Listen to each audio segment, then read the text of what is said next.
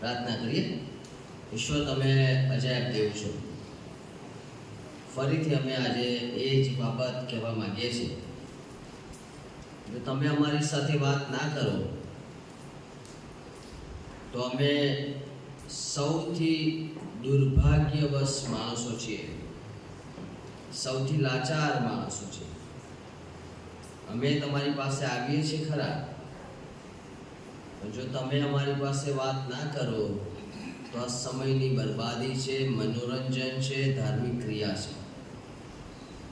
તો પ્રભુ, તમે કહો છો કે તમે મને શોધશો તો હું તમને જડીશ. પ્રભુ, આજે અમે તમને શોધી રહ્યા છીએ. જે કોઈ મારી પાસે આવે એનું ક્યારેય ઘડી મૂકીશ નહીં. આજે અમે એક હૃદય સાથે આવ્યા છે કે તમે અમારી સાથે વાત કરો. પ્રભુ, અમે આજે અમારી ચિંતાઓને ઘરે મૂકીને અમારી ઈચ્છાઓ અને અભિલાષાઓને દૂર કરીને તમારી પાસે આવ્યા છે. અમે ખાલી થઈને આવ્યા છે. પ્રભુ, તમે ભરી દો. પ્રભુ ઈસુ ખ્રિસ્તના નામમાં માંગીએ છીએ, સાંભળો, સ્વીકાર કરો. આમેન. સારું, ઈશ્વરનો આભાર. આજે સવારે જુવાનોની મીટિંગ સારી રહી. કદાચ તમે તમારા બાળકોને પૂછ્યું હશે, 27 જુવાનોએ પ્રભુ ઈસુ ખ્રિસ્તને પોતાનું જીવન સોંપ્યું અને અનંત જીવનના પુસ્તકમાં, સ્વર્ગના પુસ્તકમાં એમને નામ નોંધાવ્યું છે. એમના માતા પિતાઓને અભિનંદન, જુવાનોને પણ અભિનંદન, કારણ કે એમણે બહુ મોટું કામ કર્યું. એમનું નામ ક્યાં લખાયું? જીવનના પુસ્તકમાં. મેં તમને કહ્યું હતું ને કે આપણને અમારી પ્રાર્થના છે, ઉપવાસ છે કે અમને 30 લોકો મળશે. ઓલરેડી 2 સાક્ષી તો મને મળી ગઈ છે. 27 જુવાનો ઓલરેડી પ્રભુને જીવન સોંપ્યું, પણ એ જુવાનોએ સોંપ્યું છે, પણ મારે સાક્ષી જોઈએ છે કે જે આવીને એમ કહે કે મારા જીવનમાં અઠવાડિયામાં આ થયું અને આ થશે. તમારામાંના કેટલાક લોકોને શુક્રવાર, ગુરુવાર પછી ઊંઘ નહીં આવે. પ્રભુ તમને કહે છે, તું ઊભો થા, તું ઊભી થા, તું ઊભો થા, તું ઊભી થા. હું તમને ગેરંટી આપું છું, તમારામાંના ઘણા બધાને ઊંઘ આવવાની નથી. તમારે કહેવું પડશે, તમારી અંદર હલચલ થશે. જેમ જેમ સમય જશે ને એમ તમે ડિસ્ટર્બ થશો. તમે કામ કરતા હશો ને તો ઈશ્વર કહેશે, તું આ કર, તારે આમ કરવાનું છે, આમ કરવાનું છે, તમને કહેશે. કારણ કે ઈશ્વર વાત કરે છે અને તમે પોતે અનુભવ કરશો. મારે કહેવાની જરૂર નથી, તમે પોતે આનો અનુભવ કરશો. અને શનિવારે તમારામાંથી 30 લોકો એ 100% કહેશે કે આ અઠવાડિયા દરમિયાન ઈશ્વરે મારી સાથે વાત કરી છે. તમારામાં જે નિર્ણય લીધો છે એ પણ કહેશો. કેટલાક લોકો સાજા થયા હશે, કેટલાકે વ્યસન છોડ્યું હશે, કેટલાકે પાપ છોડ્યું હશે, કેટલાકે ફરીથી સમર્પણ કર્યું હશે, કેટલાકે ઈશ્વરને જીવન સોંપ્યું હશે. બધાની વાત નથી કરતો. કેટલા લોકોની વાત કરું છું? 30. નક્કી એ કરવાનું છે કે તમારું નામ છે કે નહીં 30માં. બરાબર ને? નક્કી આપણે કરવાનું. 2 દિવસથી મારી દીકરી પાછળ બેસતી હતી ત્યારે મને ઈશ્વરનો આત્મા કહેતો હતો કે તું એને કહે કે નીચે બેસે ને માથે ઓળે. મેં કીધું, પ્રભુ તમે જ કહો ને, મારે નથી કહેવું. એટલે હું સાયલેન્ટ રહ્યો, કારણ કે ત્યાં અમારા સિટીમાં બહુ આટલું બધું રિસ્ટ્રિક્શન નથી અને મારે એને એ રિસ્ટ્રિક્શન આપવું નથી. કારણ કે ઈશ્વર વાત કરે છે તો સારું.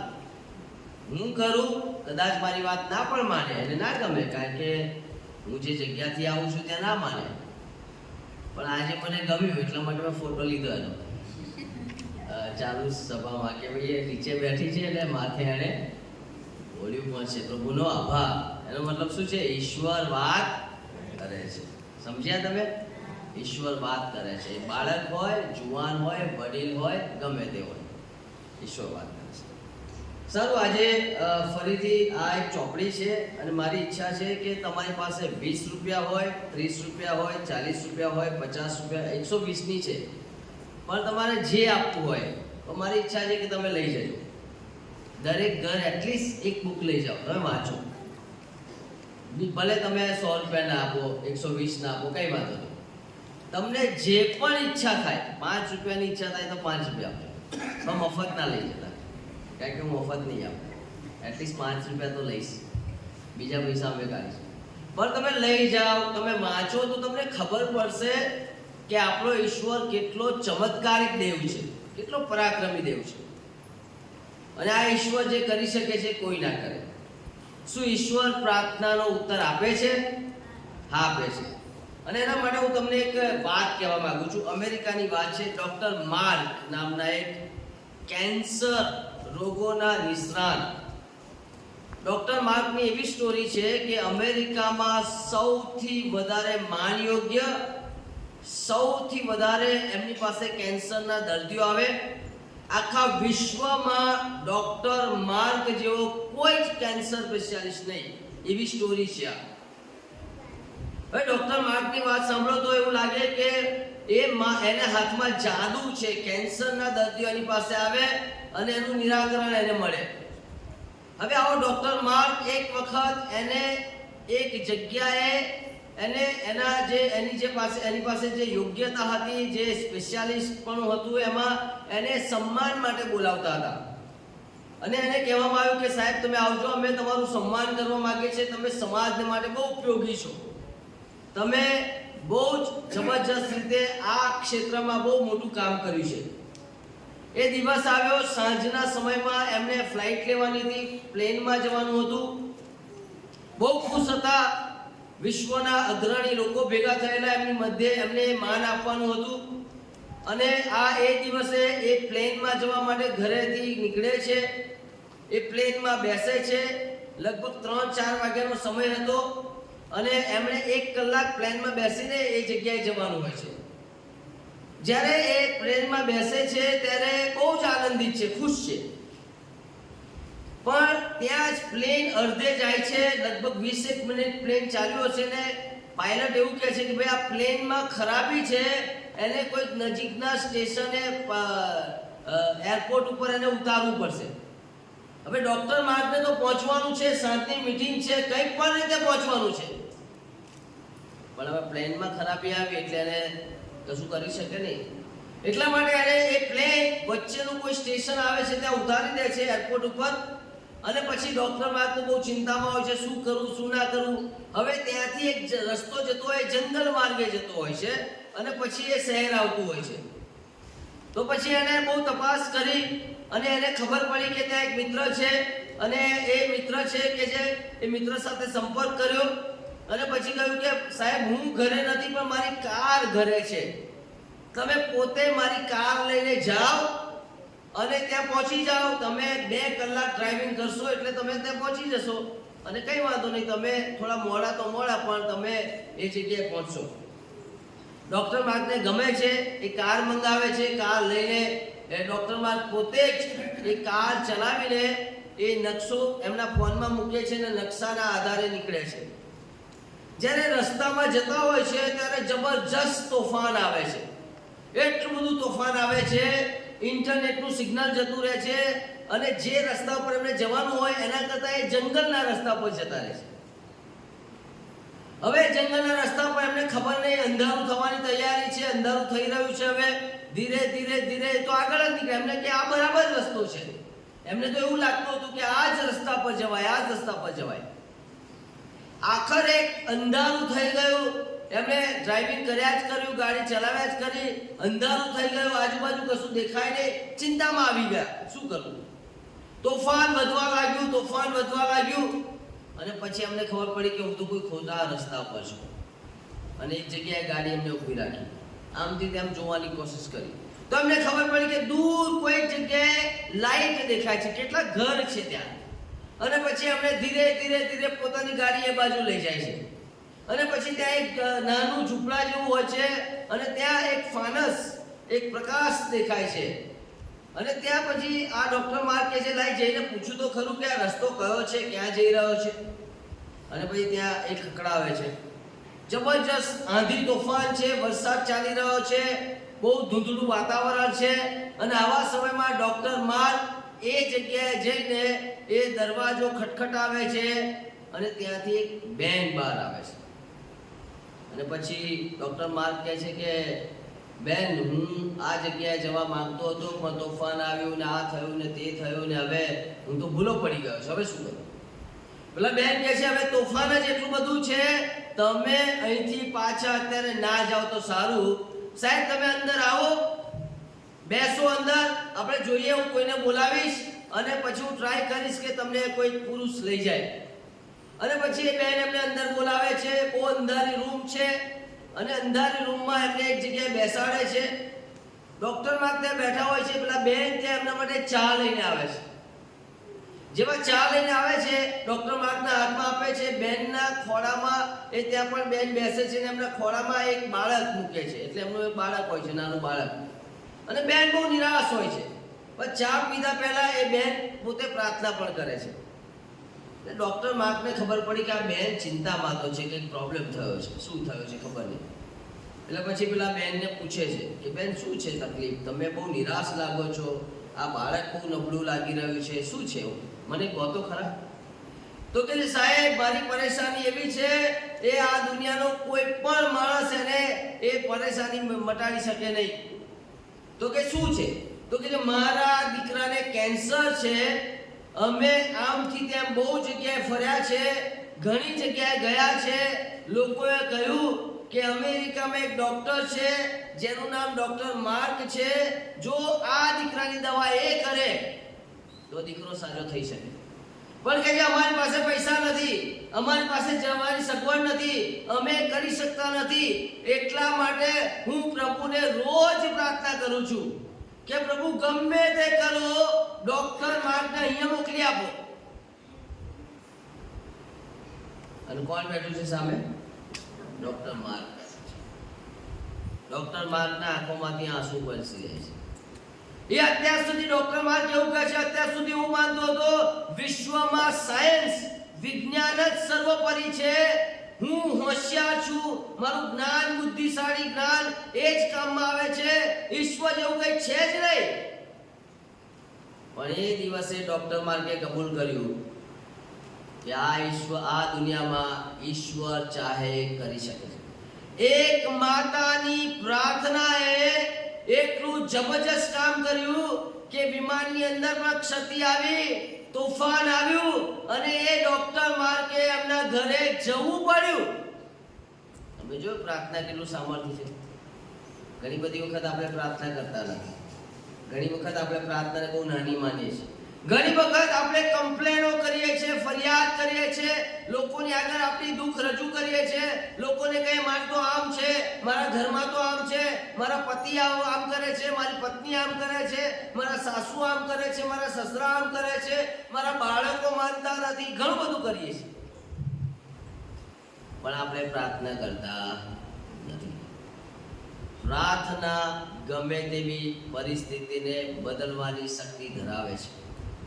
પ્રભુ ઈસુ ખ્રિસ્તે કહ્યું, જો તમે પ્રાર્થના કરતા એવું માંગો છો, વિશ્વાસ સાથે માંગો છો, તો ઈશ્વર તમારા માટે કરે છે.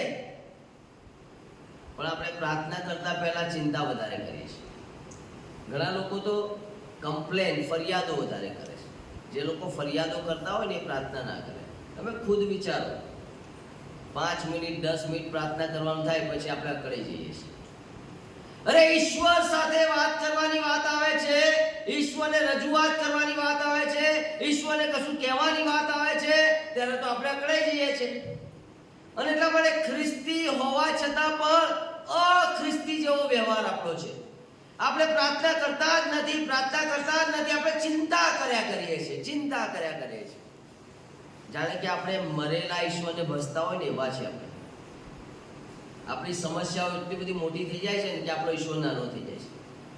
અને બતાવી આપે છે, આપણું જીવન બતાવે છે, આપણો સ્વભાવ બતાવે છે, આપણી રહેણી કરણી બતાવે છે કે આપણો ઈશ્વર તાકાતવર નથી. એ ખાલી છે ઈશ્વર, પણ એનો તાકાત નથી. એટલા માટે આપણે બીજા આગળ નડતા ફરીએ છીએ. કોઈ કે બહુ સરસ કહ્યું છે, જે માણસ ઈશ્વરની આગળ ઘૂંટણ નમાવે છે ને એ માણસ બીજાની આગળ ક્યારેય ઘૂંટણ નમાવતો નથી. આપણે ઈશ્વરની આગળ ઘૂંટણો નથી નમાવતા, એટલે આપણે ઘરે ઘરે બીજાની આગળ જઈને ઘૂંટણો નમાવવા પડે છે. લાચાર થવું પડે છે, નિરાશ થવું પડે છે, હતાશ થવું પડે છે. પણ તમારી પ્રાર્થના છે ને પરાક્રમી છે, યાદ રાખજો. જો તમે ઈશ્વરની આગળ બેસી જાઓ ને તો તોફાન શરૂ થઈ જાય. ઈશ્વરની આગળ બેસી જાઓ ને તો પરિસ્થિતિ બદલાઈ જાય. ઈશ્વરની આગળ બેસી જાઓ ને ગમે તેવા હૃદયો બદલવાની તાકાત ઈશ્વર ધરાવે છે. પણ તમારામાં તાકાત છે પ્રાર્થના કરવાની? તમારામાં તાકાત છે આંસુ સાથે પ્રાર્થના કરવાની? તમારામાં તાકાત છે ઘૂંટણ ઉપર જઈને પ્રભુને કહેવાની? તમારામાં તાકાત છે પ્રાર્થનામાં પોતાનું હૃદય ઠાલવવાની? મોટા ભાગે આ શક્તિ આપણામાં નથી. પણ જેમણે પ્રાર્થના કરી છે ને એ લોકોના જીવનમાં જબરજસ્ત કામ કરશે. આજે નિર્ણય લેજો. કોઈને પણ તમારી ફરિયાદ કરતા પહેલા પ્રાર્થના કરજો. ફરિયાદ ના કરતા. મારે આ તકલીફ છે, મારે આ તકલીફ છે, મારે આ તકલીફ છે, મારા બાળકોની તકલીફ છે, મારા પતિની તકલીફ છે, મારી પત્નીની તકલીફ છે, મારા સાસુની તકલીફ છે, ઘરની તકલીફ છે, નાણાંની, આ બધી પ્રાર્થનાઓ, આ બધી ફરિયાદો બંધ કરી દો. ફરિયાદ એ બતાવે છે કે તમને ઈશ્વર પર ભરોસો નથી. તમને ઈશ્વર પર ભરોસો. પણ આ માતાની પ્રાર્થના જોયું તમને ખબર છે? મારી માતા જ્યારે મારો જન્મ થયો ને ત્યારે મને કહ્યું, મારા માટે પ્રાર્થના કરી કે પ્રભુ આ દીકરાને હું સોંપી દઉં છું. પણ હું 22 વર્ષનો થયો ત્યાં સુધી મારું જીવન તો એનાથી વિપરીત જ હતું. પણ એ માતાએ જબરજસ્ત રોજે રોજ મારા માટે પ્રાર્થના કરી. પછી હું સેવામાં આવ્યો ને ત્યારે મને કહ્યું કે મારી એક જ પ્રાર્થના હતી કે તું સેવામાં આવ. પણ સેવામાં આવવા માટે પ્રભુએ મને જબરજસ્ત બીમાર પાડ્યો. પ્રભુ સેવામાં આવવા માટે મારી બીમારી એવી હતી કે ડોક્ટરે મને એવું કહ્યું કે 48 કલાકથી વધારે આ છોકરો જીવશે નહીં. મને એલજી હોસ્પિટલમાં, અમદાવાદની મોટી હોસ્પિટલમાં એડમિટ કરવામાં આવ્યો અને ડોક્ટરે કહ્યું કે ભાઈ હવે આને લઈ જાઓ, આના શરીરમાં લોહીની ઉલટી થઈ રહી છે, હવે આ ક્યારેય પાછો આવશે નહીં, આને દવા કામ નથી કરતી, હવે કશું જ થશે નહીં, હવે તમે એને ઘરે લઈ જાઓ. અને હવે એ 48 કલાક જીવે તો જીવે, નહીં તો મરી જશે. તમને ખબર છે એ સમયમાં હું જ્યારે મરણ પથારીમાં પડેલો હતો ને ત્યારે પણ મેં એક નાની પ્રાર્થના કરી. હું વિશ્વાસી નહોતો, હું ખ્રિસ્તી હતો. ખ્રિસ્તી અને વિશ્વાસીમાં ફરક છે. ખ્રિસ્તી લોકો ધાર્મિક ક્રિયાઓ કરે, વિશ્વાસી લોકો પ્રભુ પર વિશ્વાસ કરે. હું વિશ્વાસી નહોતો પણ મારી માતા એ બહુ મારા માટે પ્રાર્થના કરી. અને ત્યારે મેં એવી પ્રાર્થના કરી, જો પ્રભુ તમે સાચા ઈશ્વર હોય, મેં તો આજ સુધી તમારી ભક્તિ કરી જ નથી પણ મેં બધું સાંભળેલું છે, તમે સાચા ઈશ્વર હોય, સત્ય ઈશ્વર હોય તો મને જીવન આપો. કારણ કે 48 અવર્સ 48 કલાકમાં તો મરવાનો જ છું. મને જીવન આપો અને હું તમને મારું જીવન આપીશ. મેં એ જ ક્ષણે મારા શરીરમાં જાણે કે કોઈએ સ્પર્શ કર્યો ને એવું મને લાગ્યું. મારા માતા, મારા ભાઈ બહેન અને મારી બહેનો ને બધા એમને બોલાવી લેવામાં આવેલા. મને જોવા આવે ને તો એમ કે આજે રાત્રે આ મરી જશે, કોઈ કહે છે સવારે મળશે. બધી તૈયારીઓ ચાલી ગયેલી, બધી તૈયારીઓ. મને ખબર પડી કે હું મરવાનો નથી. શરીરમાં કોઈ ફરક નતો આવ્યો, કોઈ ચમત્કાર શરીરમાં નથી થયો, પણ મને ખબર પડી ગયેલી કે જ્યારે મેં પ્રાર્થના કરી ત્યારે કોઈક મને સ્પર્શ્યું છે. 48 કલાકમાં તો હું તંદુરસ્તી થઈ ગયેલો છું. તમને ખબર છે 22 વર્ષની ઉંમરે મારું વજન કેટલું હતું? લગભગ 29 કિલો. એટલી ભયંકર હાલત હતી મારી, મરણતુલ પરિસ્થિતિ હતી. અને ત્યારથી ઈશ્વરે પછી મારા જીવનમાં કામ કરવાનું શરૂ કર્યું. પ્રાર્થના જબરજસ્ત પરાક્રમ લાવે છે. મેં મારા પિતાને મારા માટે રડીને પ્રાર્થના કરતા જોયા છે. તમે પિતાઓ છો, જો તમે તમારા બાળક માટે ના રડો ને તો એક દિવસ એ બાળક તમને રડાવશે. યાદ રાખજો. તમારે ઘરે ઘરે ઘરે ફરવું પડશે. મારા દીકરા માટે પ્રાર્થના કરો, મારી દીકરી માટે પ્રાર્થના કરો, મારા દીકરા માટે પ્રાર્થના કરો, મારી દીકરી માટે. જે માતા, જે પિતા પોતાના બાળકો માટે રડી રડીને પ્રાર્થના ના કરે એમણે ઈશ્વર પાસે કશું માંગવાનું રહેતું નથી. કારણ કે ઈશ્વર એમને બાળક આપ્યું છે, એના માટે એમને પ્રાર્થના કરવાનો કોઈ ટાઈમ નથી. એમના માટે કોઈ ચિંતા નથી, એમના માટે રુદન નથી, તો પછી ઈશ્વર જ જાણે છે કે તને પોતાને તારા બાળકની ચિંતા નથી. તો પછી એ જ્યારે મોટું થશે ત્યારે તારી ચિંતા ક્યાંથી કરવાનું છે? અમે જે જગ્યાએ રહીએ છીએ ને ત્યાં રોજ લોકો કે મારા દીકરાને સમજાવો, મારી દીકરીને સમજાવો, મારા દીકરાને સમજાવો. હું ઘણી જગ્યાએ કહું છું કે તમને ઈશ્વરે કેટલી વાર સમજાયા? તમે સમજ્યા? દરેક મીટિંગમાં ઈશ્વર પિતાઓને સમજાવે છે, દરેક મીટિંગમાં ઈશ્વર માતાઓને સમજાવે છે, દરેક મીટિંગમાં ઈશ્વર વાત કરે છે, પણ આપણે ઈશ્વરના બાળકો તરીકે ક્યારે ઈશ્વરનું સમજતા જ નથી. તો ભાઈ મારા બાળકો ક્યાંથી સમજશે? હું ઈશ્વરને આધીન નથી તો હું કેવી રીતે કહી શકું મારું બાળક મને આધીન થાય? હું ઈશ્વરને પ્રેમ ના કરું તો કેવી રીતે કહી શકું કે મારું બાળક મને પ્રેમ કરે? હું ઈશ્વરની આજ્ઞા ના માનું તો પછી હું કેવી રીતે કહી શકું કે મારું બાળક ઈશ્વરની આજ્ઞા માને? જે વ્યવહાર હું ઈશ્વર સાથે રાખું છું ને એ જ વ્યવહાર મારું બાળક મારી સાથે રાખશે તો મને ખબર પડશે કેટલું દુઃખ થાય છે. અને એટલા માટે આ એક નાની સ્ટોરી મેં તમને કહી. પ્રાર્થનાના મહત્વને ઉતરતી કક્ષાનું ગણતા નહીં. આજથી જ ઘરમાં બેસીને બાળકો માટે પ્રાર્થના કરવાનું ચાલુ કરો. આ ખાસ માતા અને પિતાઓ માટે છે. તમે એવો સમય કાઢો, જે થવું હોય થાય. તમે ઘૂંટણ ઉપર જવા જોઈએ, તમારી આંખમાંથી આંસુ આવવા જોઈએ અને તમારા બાળકો માટે તમારે પ્રાર્થના કરવી જ પડશે, ચાલશે જ નહીં. કારણ કે શૈતાન તો જે મળે ને ગળી જવા માટે તૈયાર જ છે. એવું ના થાય કે આપણું બાળક ગળી જાય, એવું ના થાય કે ખેંચાઈ જાય, એવું ના થાય કે દૂર જતું રહે અને પછી આપણા હાથમાંથી છટકી જાય. માતા પિતાને આ એક પડકાર છે, ચુનૌતી છે. ઓકે, આજે તમારી પાસે બીજી ચોપડી બતાવવા માંગુ છું. મારી સાથે છે ફાઉન્ડ બાય લવ, એટલે કે પ્રેમથી મને શોધવામાં આવ્યો. એમેઝોન નામની જે એ છે વેબસાઇટ, એની પર આ પ્રોગ્રામ મળે છે. જુવાનોને ખબર પડશે કદાચ. 800-900 રૂપિયાની આ ચોપડી છે. રાહિલ પટેલ નામનો પૂજારી છે. રાહિલ પટેલ એ અમેરિકાના એક મોટા ગુજરાતી મંદિરનો પૂજારી, બહુ જ ધનાઢ્ય મંદિરનો પૂજારી. એ ભાઈ, એનો ભાઈ પણ પૂજારી, એ પણ પૂજારી. એ ખાનદાની પૂજામાં એ લોકો રહે. રાહિલ પટેલ એ ઈશ્વરમાં બહુ જ માને, પણ એના જીવનમાં અસંતોષ. એને એવું લાગે કે ઈશ્વર છે તો મારે પામવા છે, એમને એવું લાગે ઈશ્વર છે તો મારે અનુભવ કરવો છે, એને એવું લાગે કે ઈશ્વર છે તો મારે સ્પર્શનો, અવાજનો અનુભવ કરવો છે. પણ આ રાહિલ પટેલ જે પૂજારી હતા એમણે ક્યારેય ઈશ્વરનો અનુભવ કર્યો નહીં. એક દિવસ એક એક્ઝિબિશનમાં જાય છે જ્યાં બધા પુસ્તકો મૂકેલા હોય છે અને ત્યાં એને નાના બાળકોનું બાઇબલ મળે છે. જે નાના બાળકો કાર્ટૂન બાઇબલ વાપરતા હોય ને બાઇબલ મળે છે. રાહિલ પટેલ આમ એનું પેજ ફરાવતા જાય છે, એનું પેજ ફરાવતા જાય છે અને જાણે કે ઈશ્વર એની સાથે વાત કરી રહ્યા છે. રાહિલ પટેલ કહે છે એ પુસ્તક જાણે કે મને આકર્ષી રહ્યું છે, મારી સાથે વાત કરી રહ્યું છે, મને કંઈ કહી રહ્યું છે. હું જેમ પેજ ફરાવું એમ મારી સાથે વાત થતી જાય. એ પુસ્તક લઈને ઘરે ગયા અને ત્યાં એ બાઇબલ વાંચવાનું શરૂ કર્યું.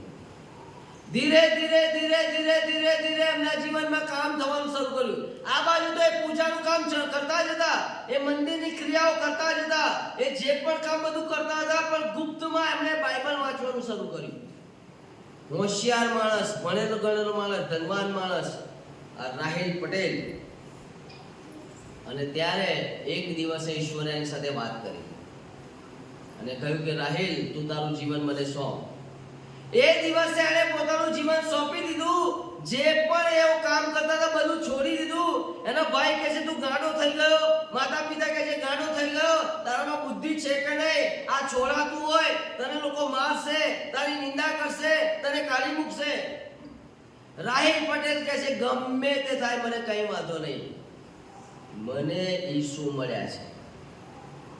એમણે આ પુસ્તક લખ્યું. એક પૂજારીએ પુસ્તક લખ્યું કે મને ઈશ્વરે શોધી કાઢ્યો. જો આ મારી પાસે પુસ્તક છે, 800-900 રૂપિયામાં વિશ્વમાં વેચાય છે. આ એવું કહેવા માંગે છે, ઈસુ મારી પાસે આવ્યા, મને શોધી કાઢ્યો અને હવે હું એમનો ભક્ત છું અને એમની પાછળ ચાલી રહ્યા છે. આપણે કેટલી વાર બાઇબલ વાંચીએ છીએ જો, પણ આને જે બાઇબલ વાંચ્યું ને એમાં ઈશ્વરનો અવાજ આવે. જો આપણે વેઠ ઉતારીએ બાઇબલ વાંચવામાં, આપણે બેદરકાર રહીએ, આપણે કેરલેસ રહીએ, આપણે બહુ ગંભીરતા ના રાખીએ તો ઈશ્વર વાત કરે જ નહીં. પણ આ બાઇબલના વચનોને આપણે ઈશ્વરના વચનો પ્રમાણે વાંચીએ ને, ટાઈમ આપીએ તો ઈશ્વર વાત કરે છે. આ પુસ્તક જો તમને ઇંગ્લિશ આવડતું હોય, એમેઝોન ઉપર ખરીદજો અને વાંચજો અથવા કોઈને આપજો. આ પૂજારી, ગઈકાલે મેં તમને પૂજારીની વાત કરી, સત્ય સાથે મારી મુલાકાત. આજે આ બીજો પૂજારી છે, કાલે તમને બીજા પૂજારીની વાત કરીશ. ઈશ્વર આવા લોકોને આજે બદલી રહ્યા છે. મને નથી બદલાનો મતલબ ઈશ્વરમાં કોઈ વાંક નથી, એવું ના માનશું કે ઈશ્વરમાં વાંક છે. મારું હૃદય મારે ખાલી કરવું પડશે, મારે નમ્ર થવું પડશે, મારા ઈરાદાઓ બદલવા પડશે, મારામાં પ્રમાણિકતા લાવવી પડશે, મારું ચક્કી હૃદયને નમ્ર બનાવવું પડશે. અને જો હું આવું કરીશ ને તો આજે ઈશ્વર મને પણ બદલશે. 12મા અધ્યાયમાં 3 બાબતો આપણે શીખવાના છે. 12મો અધ્યાય જુઓ ત્યારે 3 પ્રકારના લોકો છે. એક તો લાજરસ છે, જે મરેલામાંથી સજીવન થયો છે. મરેલામાંથી સજીવન થયો એ કેટલો જોરદાર હોય. પણ તમે જો બાઇબલમાં લાજરસે કોઈ કામ કર્યું હોય ને એવું લખ્યું જ નથી. આપણે આ જગ્યા ઉપર બહુ બધી મોટી મોટી મીટિંગો થાય છે અને ટોળે ને ટોળા સાજાપણા માટે જાય છે. સાજાપણા માટે, સાજાપણા માટે, સાજાપણા માટે, સાજાપણા માટે આમ જાય, તેમ જાય, આમ જાય, તેમ જાય. ચર્ચમાં 10 રૂપિયા નાખતા હોય આપણી મંડળીઓમાં, પણ ત્યાં 500 રૂપિયા ખર્ચીને જાય. દોડતા દોડતા જાય, દુઃખ વેઠીને જાય, ઘરનું બધું કામ પડતું મૂકીને જાય, ખેતીવાડીનું કામ પડતું મૂકીને જાય. એમને સાજાપણું જોઈએ છે. પણ આ લાજરસને સાજાપણું મળ્યું હતું, જીવતો થયો જો. પણ લાજરસે ક્યારેય કોઈને સાક્ષી આપીને એવી વાત બાઇબલમાં લખી નથી. જ્યારે માણસ સાજાપણાથી પ્રભુને ઓળખે છે ત્યારે એનો ઈશ્વર ઉપરનો ભરોસો બહુ નાજુક હોય છે. એ લે છે અને ભૂલી જાય છે, લે છે અને ભૂલી જાય છે. મને બતાવો 2025માં કેટલા ચમત્કાર તમારા જીવનમાં કરે? યાદ છે?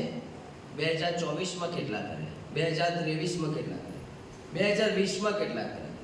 જેમ જેમ સમય જાય એમ એમ એ ચમત્કારો વિસરાઈ જાય છે. અને એટલા માટે જે સ્ત્રી કે પુરુષ, જે ખ્રિસ્તીઓ વિશ્વાસના પાયાને ચમત્કાર માને છે એ લોકો વધસ્તંભ સુધી પહોંચી શકતા નથી. કારણ કે એ તો ઈસુ પાસે કંઈક લેવા આવે છે. પ્રભુ તમે આ આપો, પ્રભુ તમે આ આપો, પ્રભુ તમે આ આપો, તમે આ આપો. બાઇબલ કહે છે તું આપને ભાઈ પહેલા. તારું જીવન તો તું આપતો નથી, તારો સમય તો તું આપતો નથી, આધીનતા તો તારામાં છે નહીં. આ બધું તો દેખાતું નથી, બસ તારી તકલીફ પડી એટલે આવી ગયો. ઘણી બધી વખત આપણે એવું માનીએ છીએ કે ઈશ્વર તમે મને તકલીફમાં નાખો તો જ હું આવીશ. તકલીફ ના પડે તો આપણે આવીએ જ નહીં. તકલીફ પડે તો જ આવે. તો આપણે પ્રભુને કહીએ તું મને તકલીફ જ આપ ભાઈ, તો હું તારી પાસે આવીશ. લાજરસે ક્યાંય પણ સાક્ષી આપ્યું હોય, લાજરસે ક્યાંય પણ ઊભા થઈને ઈસુનો મહિમા કર્યો હોય, લાજરસે ક્યાંય પણ ઈસુના નામને ઊંચું ઉઠાવ્યું હોય એવું બાઇબલમાં ક્યાંય લખવામાં આવ્યું. પણ 4 દિવસથી ગંધાતો માણસ બહાર આવ્યો છે, મોટો ચમત્કાર થયો છે, જબરજસ્ત ચમત્કાર થયો છે, પણ એના જીવનમાં આભારી હૃદય નથી, સાક્ષી આપવાની તાકાત નથી એના.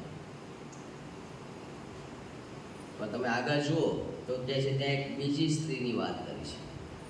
પ્રભુ ઈસુ ખ્રિસ્ત ઘરમાં છે, 2 સ્ત્રીઓ છે. એક તો માર્થા છે, લુકની લખેલી સુવાર્તા 10મો અધ્યાય વાંચો 38 થી 42મી કલમમાં.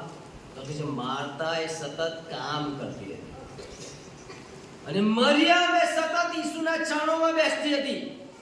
જે સતત ઈસુના ચરણોમાં બેસે છે એની સાથે ઈશ્વર વાત કરે છે.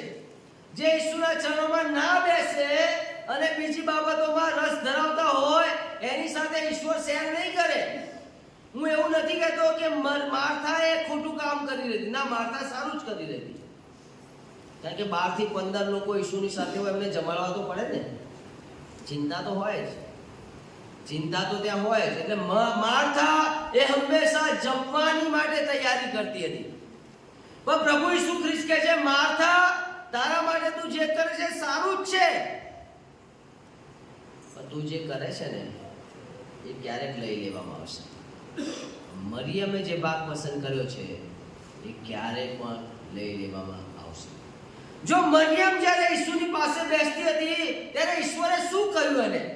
અને અહીંયા લખ્યું છે, એની જે 7મી કલમમાં લખ્યું, ત્યારે ઈસુએ કહ્યું કે મને દફન કરવાના દિવસને સારું તેને રાખવા દે. ઈસુ હવે પાસ્કા પર્વનો સમય આવી રહ્યો છે. બહુ જલ્દી એમને પરાસ્વાધીન કરશે. હવે એમનું શરીર એ અભિષેક થાય, એમના શરીર ઉપર તેલ ચોળાય અને તૈયાર થાય, એ બહુ જરૂરી હતું. પણ કોને કહેશે? મરિયમને કહેશે કે માર્થાને કહેશે? એ કોણ કામ કરશે? ઈસુના શરીર ઉપર તેલ ચોળવું એ બહુ જરૂરી હતું. કારણ કે ઈસુ હવે અભિષેક થઈને એ મરણ પામવા જઈ રહ્યા છે, એ કામ કરવા જઈ રહ્યા છે. એ આખી દુનિયાના પાપોને પોતાની પર લઈને એ બલિદાન થવા જઈ રહ્યા છે. પણ એ પહેલા કામ કરશે કોણ? ઈશ્વરને આ કામ માટે એક વ્યક્તિની જરૂર હતી. આ એ વ્યક્તિની જરૂર હતી જે ઈસુની આજ્ઞા માને, જે ઈસુની વાત માને, જે ઈસુનું સાંભળે અને ઈસુની સ્વાધીન થાય. અને આ વાત કોને કરી? મરિયમને કરી, માર્થાને ના કરી. મરિયમને કીધું, એ વાત કરતા હશે ને ઈસુ ત્યારે કહ્યું હશે, અને મરિયમ બરાબર સાંભળતી હતી. મારો પ્રભુ જે કરવા જઈ રહ્યો છે ને એમાં મારે કંઈક કરવાનું છે. એ આખી દુનિયાના માટે બલિદાન થવા જઈ રહ્યા છે, મારે એમાં ભાગ આપવાનો છે, મારે કંઈક કરવાનું છે. તમે જો એને શું કર્યું તો કે છે એને એ 300 દિનાર, એ સૌથી મૂલ્યવાન, અતિ મૂલ્યવાન શબ્દ વાપર્યો છે. એનો મતલબ કે પુષ્કળ નાણાં ખર્ચીને ખરીદેલું એ અત્તર હતું. જો તમે ઇતિહાસ જોવા જાઓ, 2000 વર્ષ પહેલાની વાત છે. આ જે અત્તર છે એ માત્ર ને માત્ર ભારતમાં મળે, ભારતના પહાડી પ્રદેશમાંથી મળે. અને આ અત્તર ઇઝરાયલમાં જ્યારે આપવામાં આવે ત્યારે એની કિંમત લગભગ 1 વર્ષનો પગાર જેટલી હતી. અત્યારે ભારતીય નાણાંમાં જોવા જાવ ને તો 5 થી 6 લાખ રૂપિયા હશે. આટલી સીસી અત્તર, એની કિંમત કેટલી હશે? 5 થી 6 લાખ રૂપિયા. એટલા માટે લખ્યું છે અતિ મૂલ્યવાન. એ સામાન્ય નહોતું, એ કોઈ ગમે ત્યાંથી લાવીને નહોતું, એ થોડા પૈસાનું નહોતું. એનો મતલબ કે જ્યારથી ઈશ્વરે વાત કરી હશે ત્યારથી મરિયમે થોડા પૈસા ભેગા કર્યા છે. એના કપડાના પૈસા હશે ભેગા કર્યા હશે, એના મેકઅપના પૈસા ભેગા કર્યા હશે, એને બજારમાં કંઈ ખરીદવાનું છે એ ભેગા કર્યા હશે. કારણ કે માર્થા ધનવાન હતી, મરિયમ પાસે કશું નહોતું. નાની રકમ એને ભેગી કરી છે. અને એક દિવસ ખરીદવા ગઈ હશે ને આટલા બધા પૈસા લઈને, ત્યારે પેલો બજારમાં કહેતો હશે, એટલે બેન આ તું શું કરીશ, આને ક્યાં લઈ જઈશ? કદાચ લોકો એને સમજી નહીં શક્યા હોય કે આ શું કરી રહી છે, આ પૈસા આટલું મોંઘું અત્તર લઈને તું કરીશ શું? એણે પોતે આ જગ્યાએ ઈશ્વરને માટે 3 કામ કર્યા. સૌથી પહેલા કે છે એણે ઈશ્વરને માટે કિંમત ચૂકવી. તમે ને હું જ્યારે ઈશ્વરની આરાધના કરવા આવીએ છીએ ત્યારે શું કિંમત ચૂકવીએ છીએ? આપણે તો આવે છે જતા રહે છે. હું જોઉં છું ઘણી વાર કે આ ચર્ચ જ્યારે થાય, આ બધું થાય ત્યારે 2 થી 4 લોકો જ સફાઈમાં હોય ને એવું બધું હોય. સ્વેચ્છાથી તો આપણે આવતા નથી, આપણને પરાણે કહેવું પડે. આપણે એક કામ કે છે મેં આરાધના કરી લીધી તો ઘરે જાઉં, પતી ગયું. જ્યારે કિંમત ચૂકવવાની આવે છે, કંઈ ખર્ચવાનું આવે છે, કંઈ આપવાનું આવે છે, ત્યારે આપણે પાછા પડી જઈએ છીએ. તાળી પાડીને ભજન કરવું ને બહુ આસાન છે, બેસીને ભજન કરવું બહુ આસાન છે, કૂદીને ભજન કરવું બહુ આસાન છે, ગીત ગાઈને ભજન કરવું બહુ આસાન છે. પણ કે જે અહીંયા આગળ એણે એવું નથી કર્યું. અહીંયા તો એણે પોતે કિંમત ચૂકવી છે. એણે કિંમત ચૂકવીને બલિદાન આપ્યું. કયું બલિદાન? નાણાનું બલિદાન. આપણો પગાર જો કેટલો પગાર છે, 10 આપે છે. ઘરેથી નીકળે ને ત્યાંથી જ નક્કી કર્યું 10 રૂપિયા જ નાખવાના છે. બાળકને રૂપિયો 2 રૂપિયા પકડાઈ દઈએ છીએ. આપણે રાજાઓના રાજા પાસે જઈએ છીએ, સૃષ્ટિકર્તા પાસે જઈએ છીએ, પણ એમની સાથે ભિખારી જેવો વ્યવહાર કરીએ છીએ. એમને એવું આપીએ છીએ જે ભિખારીને પણ લેતા શરમ લાગે. પણ આ સ્ત્રીએ જ્યારે વાણી સાંભળી ત્યારે લખ્યું છે એને બલિદાન આપ્યું, એને કિંમત ચૂકવી, એને એનું શ્રેષ્ઠ અને બેસ્ટ આપ્યું. ક્યાં છે આવી સ્ત્રીઓ આજે જે આમ બૂમો પાડીને કહેતી હોય પ્રભુ હું તને પ્રેમ કરું છું, પ્રેમ કરું છું, પ્રેમ કરું છું? ક્યાં છે એવા ભાઈઓ આજે જે બૂમો પાડીને કહેતા હોય પ્રભુ હું તને પ્રેમ કરું છું, પ્રેમ કરું છું, પ્રેમ કરું છું, પણ જે કિંમત ચૂકવવાની આવે, કશું આપવાનું આવે, કશું ખર્ચવાનું આવે ત્યારે પાછા હટી જઈએ છીએ. આવા નબળા ખ્રિસ્તીઓ કેવી રીતે પેદા થાય મને નથી ખબર. આ સ્ત્રીએ તો એનું શ્રેષ્ઠ આપી દીધું. મને એ બતાવો એ ઈશ્વરની આરાધના કરવામાં તમને તકલીફ ક્યાં પડી? તકલીફ પડી રહી છે? કઈ જગ્યા પડી રહી છે? આટલા બધા વર્ષોથી એની પાછળ ચાલ્યા છે. આપણે એ ઈશ્વરની આરાધનામાં સહન શું કર્યું? આપણે ખર્ચો શું કર્યું? આપણને તકલીફ ક્યાં પડી? આ સ્ત્રીને તો તકલીફ પડી. કે છે એને બલિદાન આપ્યું. શાનું બલિદાન આપ્યું? તો કે છે નાણાનું બલિદાન. એને બલિદાન આપ્યું પોતાના મોજ શોખનું બલિદાન આપ્યું. એને બલિદાન આપ્યું પોતાની ઈચ્છાઓનું બલિદાન આપ્યું. એને બલિદાન આપ્યું કે એને એની પાસે જે હતું એ બેસ્ટ એને ઈશ્વરને આપી દીધું. ઈશ્વરની સેવા કરવી હોય ને તો આવા સ્ત્રી પુરુષોની જરૂર છે. તમારી પાસે શું માગે ઈશ્વર? બોલો તો ખરા. શું માગે? તમે ખુદ વિચારો. હું હમણાં બધું સર્વે કરતો હતો. એક પાસ્ટ્રેટમાં 7 કે 8 ચર્ચિસ હોય છે અને એક જ બાળક હોય છે. એક જ બાળક 7 થી 8 મંડળીઓ ઉપર કેવી રીતે કામ કરી શકે, કેવી રીતે જઈ શકે, કેવી રીતે આપણું પોષણ કરી શકે? એટલા માટે ઉપદેશકો આપ્યા અને ઉપદેશકોના પગાર વિશે પણ મેં જોયું તો કે છે બહુ નબળું. એમના ઘર તો શું, એમનું સામાન્ય કામ પણ ના ચાલે એવી પરિસ્થિતિમાં છે. આપણે સેવા લેતા જ રહ્યા, સેવા લેતા જ રહ્યા, સેવા લેતા જ રહ્યા, પણ જ્યારે ઈશ્વરને આપવાનું આવ્યું ને ત્યારે આપણે કંજૂસ બની ગયા.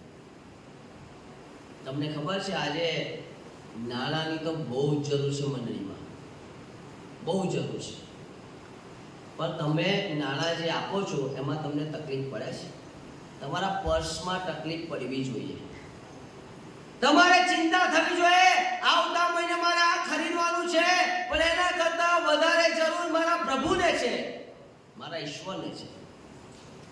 એ જ્યારે વલણ આપણામાં આવશે, એ બલિદાનની ભાવના આવશે, ઈશ્વર આપણામાં કામ કરવાનું શરૂ કરશે. બીજી ને મહત્વની બાબત, ઈશ્વરને તમારા બાળકોની પણ જરૂર છે. ડોક્ટર બનાવી દેશો, એન્જિનિયર બનાવી દેશો, વકીલ બનાવી દેશો, ટીચર બનાવી દેશો, નર્સ બનાવી દેશો. આ એક પાળક સાહેબ રિટાયર છે, બીજા પાળક સાહેબ જુવાન છે. તમને ખબર છે CNIમાં અત્યારે હાલમાં પરિસ્થિતિ શું છે? આ વિસ્તારમાં 250 થી વધારે મંડળીઓ છે, 60 થી ઓછા ફૂલ ટાઈમ પાસ્ટરો છે.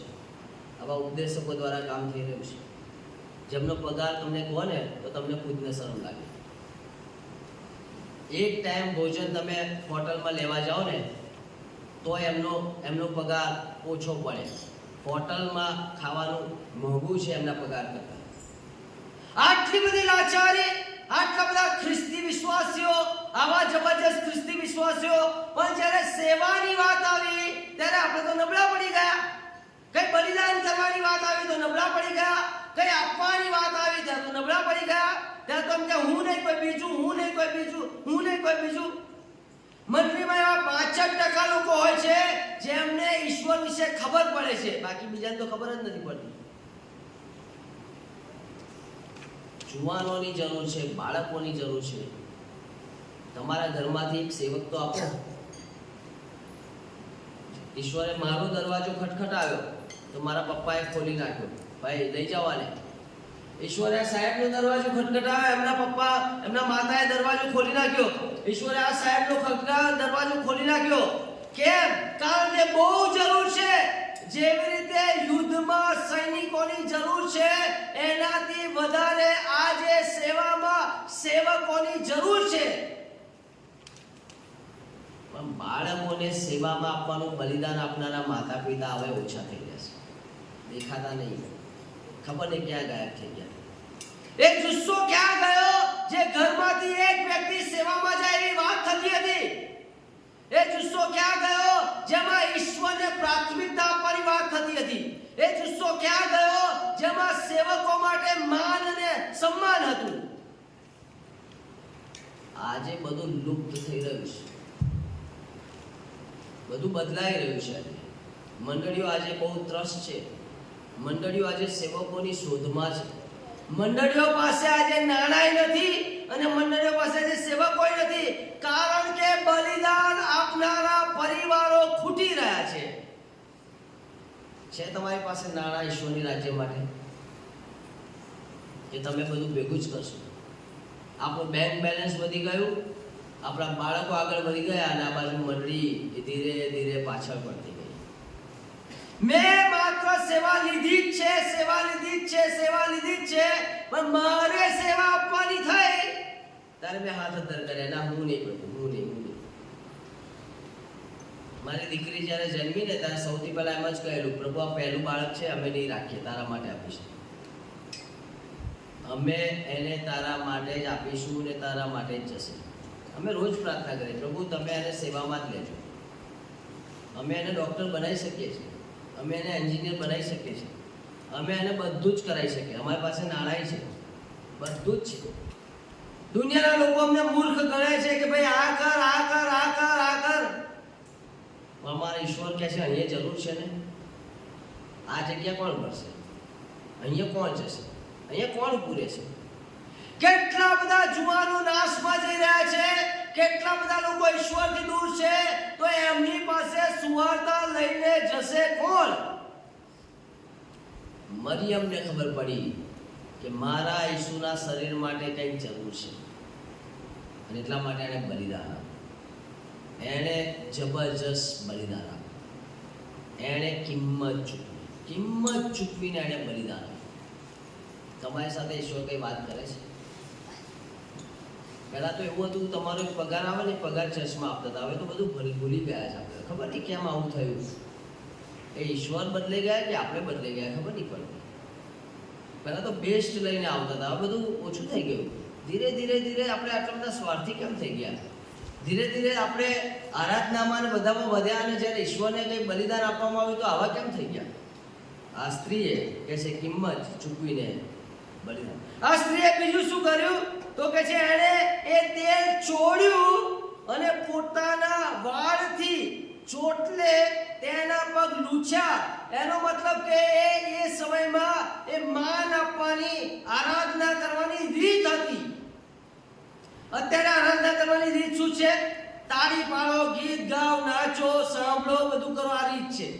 એ સમયમાં ગીતો નતા ગવાતા, એ સમયમાં નાચકૂદ નહોતું, એ સમયમાં આવી રીતે આરાધના થતી હતી કે જે આ સ્ત્રીએ ઘરમાં ગઈ અને પછી ઈસુના એ પગ આગળ એ સંપૂર્ણ તેલ ચોળી લીધું અને પોતાના ચોટલાથી વાળથી એ પગને લૂછ્યા. કિંમત ચૂકવીને આરાધના કરી. કિંમત ચૂકવીને બલિદાન આપનારા માણસો કિંમત ચૂકવીને આરાધના કરે છે.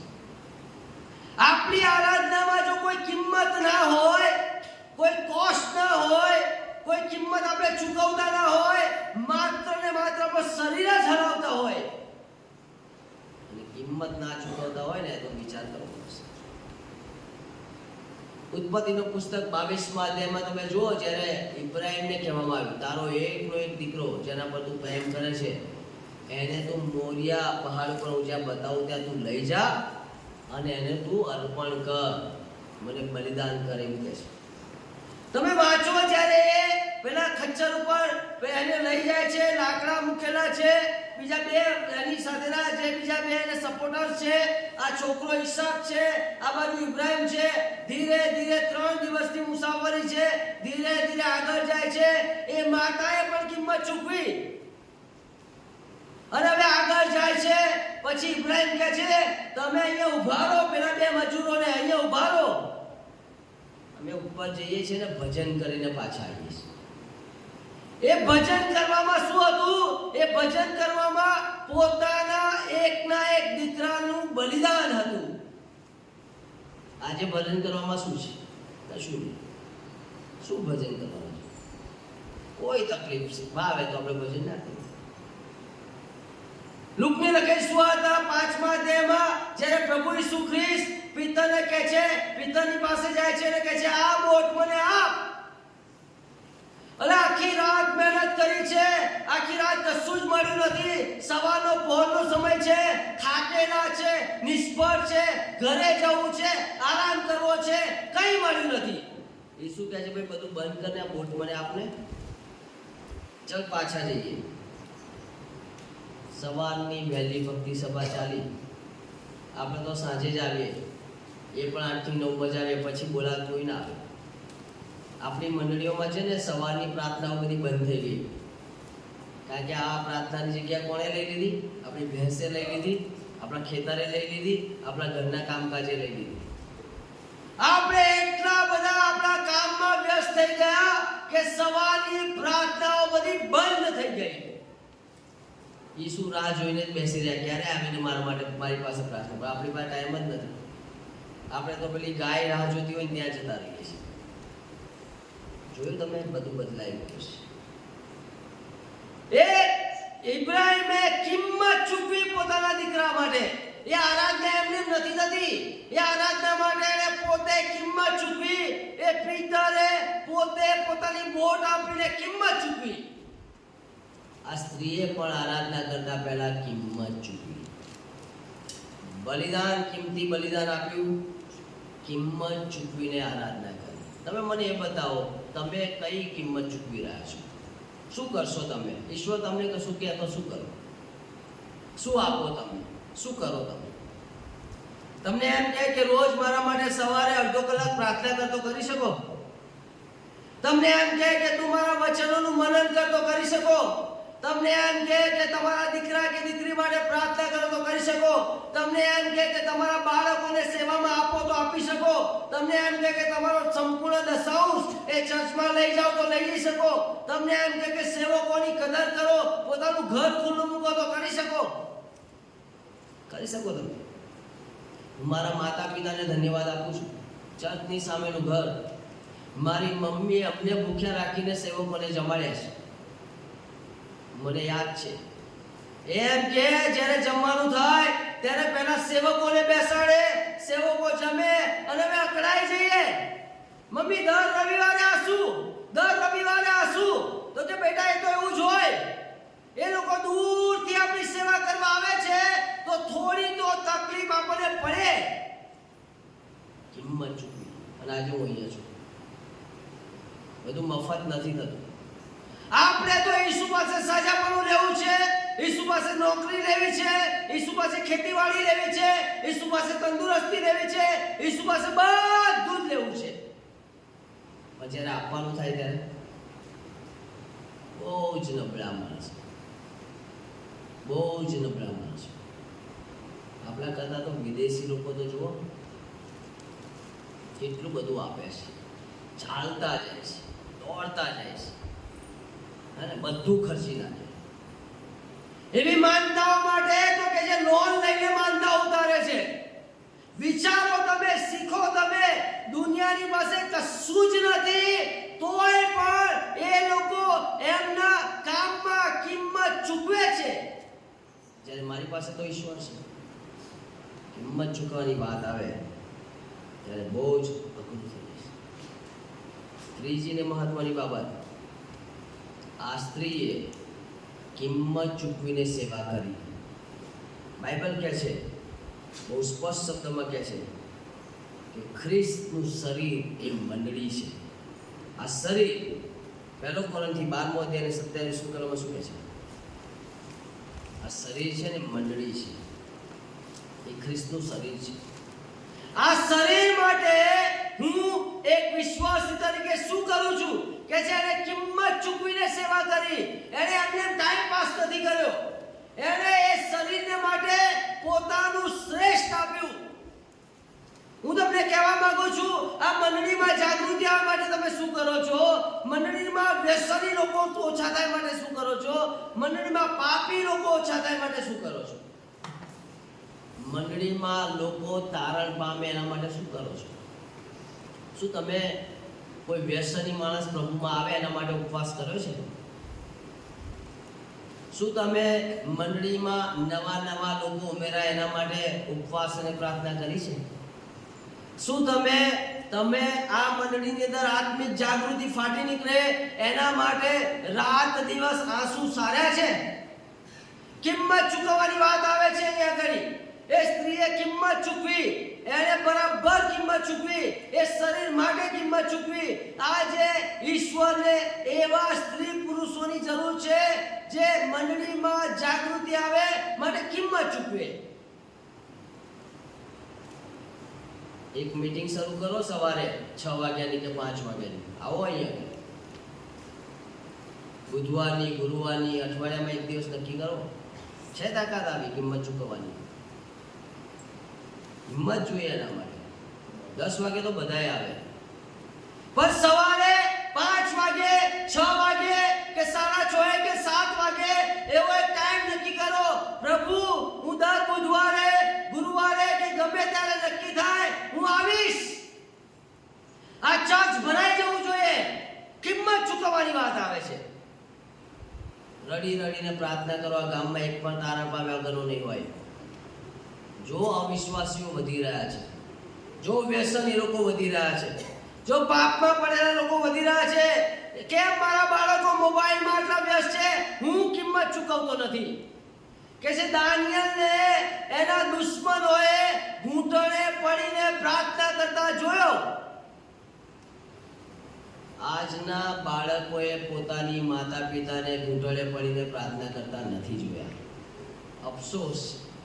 બાળકો કોનો નમૂનો લેશે? એમને તો ખબર જ નથી પ્રાર્થના શું છે. એમને તો ખબર જ નથી ઈશ્વર કોણ છે. એમને તો ખબર જ નથી કે આવી રીતે પણ પ્રાર્થના થાય. કિંમત ચૂકવવાની વાત છે. એ સ્ત્રીએ કિંમત ચૂકવીને બલિદાન આપ્યું. શું આપશો તમે? શું તમારા ઘરમાંથી એક માણસ સેવામાં જઈ શકે? શું આપશો? શું તમારા નાણાંનો સંપૂર્ણ દશાંશ તમે મંડળીને આપશો? શું આપશો તમે? કિંમત ચૂકવીને એને આરાધના કરી. એને એક ચોટલાથી લૂછ્યું. એનો મતલબ એવો છે એનું સર્વસ્વ ઈશ્વરના ચરણોમાં મૂકી દીધું. એને રાહ જોઈ નહીં, કોઈની શરમ લાગી નહીં. એને એમ ના થયું કે આટલા બધા પુરુષો બેઠા છે ને હું આ બધું કરી દે. ના, એને કિંમત ચૂકવીને સેવા કરી. એ સેવાની રીત અનોખી છે. જો તમને સેવામાં કષ્ટ ના પડે ને તો સમજો એ ધાર્મિકતા છે. તકલીફ પડવી જોઈએ. ઉપવાસ પણ કરવો પડશે, આંસુ પણ સારવા પડશે, ઈશ્વરને માટે દોડવું પણ પડશે, અને કોઈ જ અપેક્ષા નહીં રાખવાની, કોઈ જ નહીં. કારણ કે હું માણસો માટે નથી કરતો, હું તો ઈશ્વર માટે કરું છું. આજે રાત્રે હું તમને આહવાન આપું છું. શું ઈશ્વર તમારી સાથે વાત કરે છે? વાત કરે છે તો તમે આ કિંમત ચૂકવાની વાતને સમજો.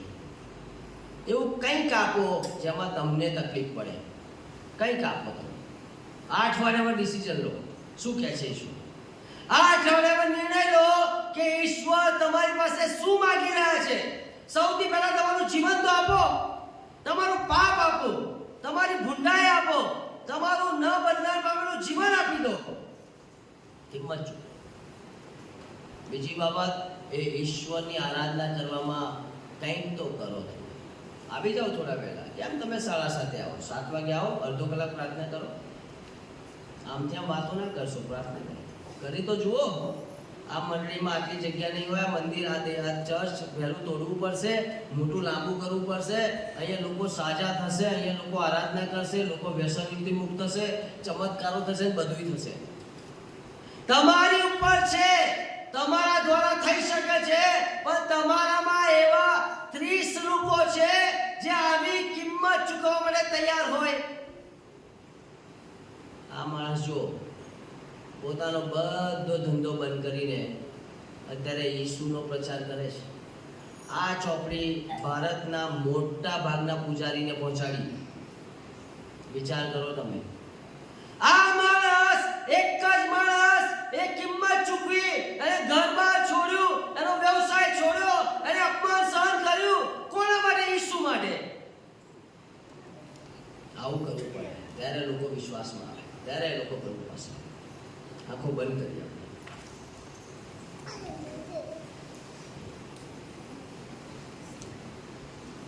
શું કહે છે ઈશ્વર તમને આજે?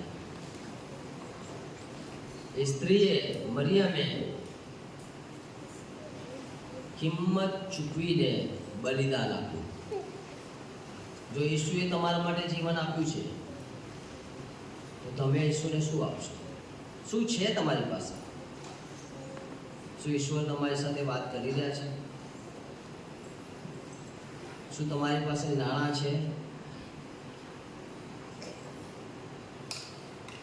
ઈશ્વરના રાજ્ય માટે તમે, મંડળીની વૃદ્ધિ માટે તમે, ઈશ્વરના રાજ્યને આગળ વધારવા માટે તમે મંડળીમાં એ લાવી શકો? શું તમારી પાસે બાળકો છે? તમારા ઘરમાંથી એક સેવક ના હોય તો તમને ચેન કેમનું પડે છે? તમને સારું લાગે છે કે તમારા ઘરમાંથી ઈશ્વરે કોઈને બોલાવ્યા જ નહીં? તમને આનંદ થાય છે કે તમારા ઘરમાંથી કોઈ સેવામાં જ નથી? શું તમે પ્રાર્થના કરી શકો કે પ્રભુ, અમારા દીકરાને તારી સેવામાં લઈ જા, અમારી દીકરીને તારી સેવામાં લઈ જા, મને તારી સેવામાં ઉપયોગ કર? કિંમત ચૂકવવાની વાત છે. નાણાં માટે તો બહુ બધા લોકો દીકરા દીકરી આપી રહ્યા છે, સેવા માટે કોણ આપશે? આ સ્ત્રીએ કિંમત ચૂકવીને આરાધના કરી. આંસુ સારનારા માતા પિતાની બહુ જરૂર છે. નાશમાં જતા આત્માઓને માટે રડનારા લોકોની બહુ જરૂર છે. નાશમાં જતા લોકો માટે ઉપવાસ પ્રાર્થના કરનારા બહુ જરૂર છે. એ આરાધનાની રીત હવે ગીત એકલા નથી, પણ ઈશ્વર માટે બલિદાન હોવું જોઈએ. એણે ઈશ્વરની જબરજસ્ત રીતે ભક્તિ કરી, એ ઈશ્વરને આધીન રહી. એ પિતરે પોતાની બોટ આપીને ઈશ્વરની આરાધના કરી. એ ઇબ્રાહીમે પોતાના એકના એક પુત્રને આપીને એ આરાધનાનો ઉત્તમ નમૂનો આપ્યો. તમે શું આપીને આરાધના કરશો? તાળી પાડીને, ગીતો ગાઈને, નાચી કૂદીને આરાધના કરશો? કે કશું આપશો પણ ખરા? આધીન થઈને આરાધના કરનારા સ્ત્રી પુરુષોની જે જરૂર છે. એ સ્ત્રીએ કિંમત ચૂકવીને સેવા કરી.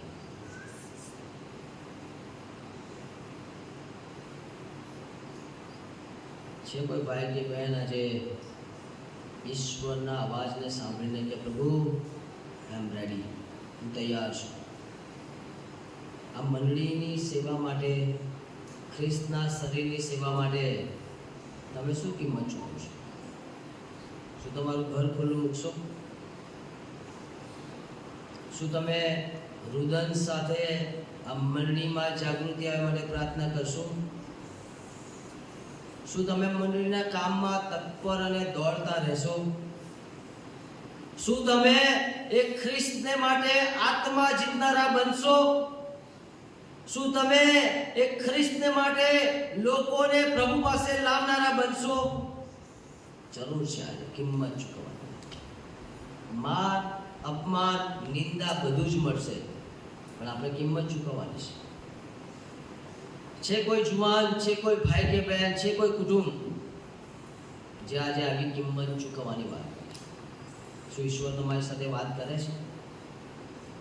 મારી ઈચ્છા છે કે આ મંડળીમાં સવારની એક પ્રાર્થના મીટિંગ શરૂ થાય, પણ એના માટે વિશ્વાસીઓ છે ખરા? કોઈ હાથ ઊંચો કરી શકે કે પ્રભુ હું અઠવાડિયામાં એક વખત આ પ્રભુ મંદિરમાં આવીને સવારે 15 મિનિટ પ્રાર્થના કરીશ? કોઈ કહી શકે કે પ્રભુ કિંમત ચૂકવવા તૈયાર છું? શું કોઈ વ્યક્તિ હાથ ઊંચો કરીને મને બતાવી શકે કે પ્રભુ આઈ એમ રેડી, હું તૈયાર છું, હું આવીશ, હું મંડળીના લોકો માટે પ્રાર્થના કરીશ, હું કિંમત ચૂકવીશ? જો ઈશ્વર તમારી સાથે વાત કરતા હોય તો તમે તમારો હાથ ઊંચો કરો અને મૂકી દો. યસ, થેન્ક યુ બે, થેન્ક યુ વેરી મચ. સવારની પ્રાર્થના માટે થેન્ક યુ વેરી મચ. બહુ જ જરૂર છે. બે જણે ઈશ્વરના અવાજને રિસ્પોન્સ આપ્યો છે, ઉત્તર આપ્યો છે.